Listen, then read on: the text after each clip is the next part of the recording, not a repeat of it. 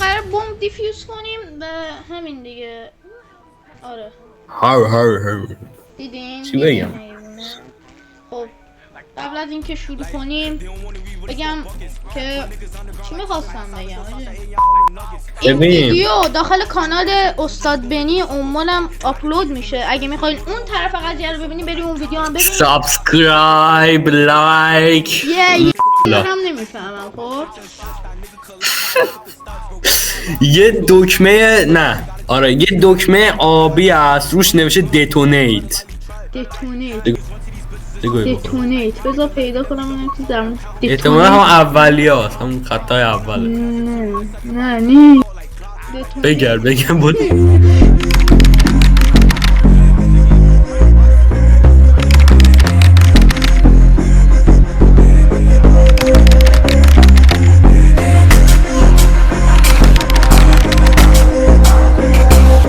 آبیه؟ آره 7 آبی 7 بار باید بزنمش؟ نمیدونم. آره نوشته 7. ریدی به من اطلاعات اشتباه داده الان میتره که من بعد بخونجم دیگه ویدیو آپلود نمیکنم. میگم من میرم بمب میکنم. خب یالا من جلوم یه اورز 66 F6 72 66. خفه شو واسه پیدا دارم میکنم. بس ببین سیم داری؟ سیم ندارم. بذار ببینم. بک سیم. آره دارم.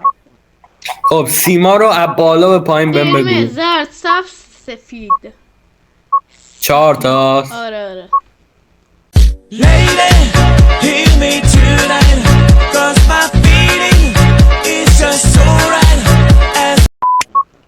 خب 77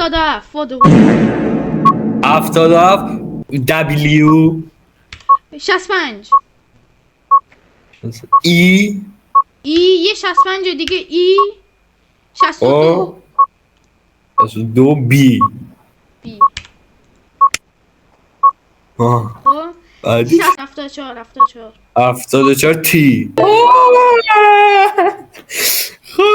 من بهتر دیفیوز میکنم. خفه شو از دوباره بابا ببین من کانتنت واو این تو چقدر خوبه. Lady, hear me tonight, 'cause my feeling is just so right as. خب نه یا کلیک بالا خاک تو سرت. وادا الان میتره که اون دفعه بابا یه بار بزن یه دونه کلیک کن. بابا میگم یا باب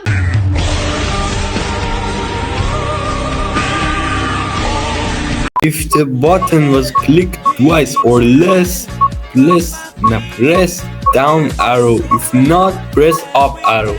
واه بزن رو بالا.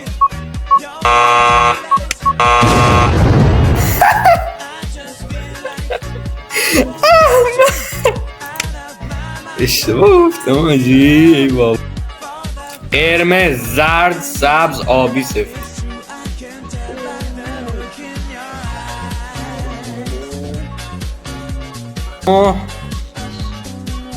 ای از اینایی که بالاش نقطه داره میگم یه خط روش نقطه داره. آی و 72 رو آر